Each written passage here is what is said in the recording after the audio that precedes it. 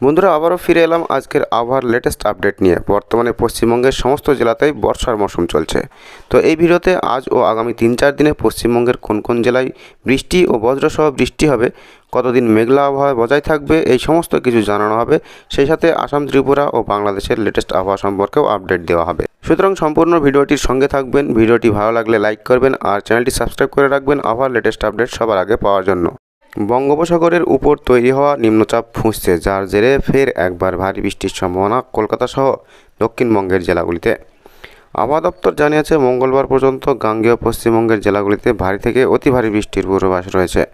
বৃষ্টি হবে উত্তরেও। রবিবার থেকে দক্ষিণবঙ্গের প্রায় সমস্ত জেলাতেই বৃষ্টি বাড়বে বলে জানিয়েছে আবহাওয়া দপ্তর।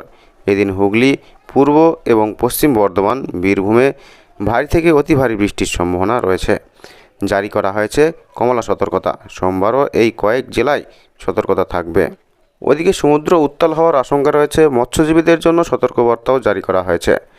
রবিবারের পর সোমবারও ভারী থেকে অতি ভারী বৃষ্টির সম্ভাবনা রয়েছে একাধিক জেলায়। তালিকায় বীরভূম, মুর্শিদাবাদ ও নদিয়া। ইতিমধ্যেই এই জেলাগুলিতে কমলা সতর্কতা জারি করা হয়েছে।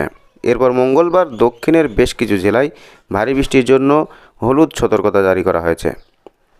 বর্ষণের সিলসিলা চলতে পারে বুধবার পর্যন্ত। বজ্রবিদ্যুৎ সহ বৃষ্টিরও সম্ভাবনা রয়েছে। আগামী 7 দিন দক্ষিণবঙ্গের জেলায় জেলায় বজ্রপাত সহ মাঝারি বৃষ্টি হওয়ার পূর্বাভাস মিলছে হাওয়া অফিসের তরফ থেকে।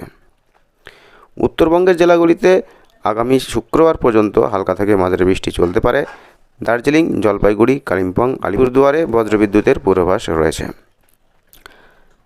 আজ ভারী বৃষ্টির সতর্কতা নেই কোথাও, তবে সোমবার ও বুধবার উত্তরের সমস্ত জেলাতেই ঝড় বৃষ্টির সম্ভাবনা থাকছে। জারি হয়েছে হলুদ সতর্কবার্তাও।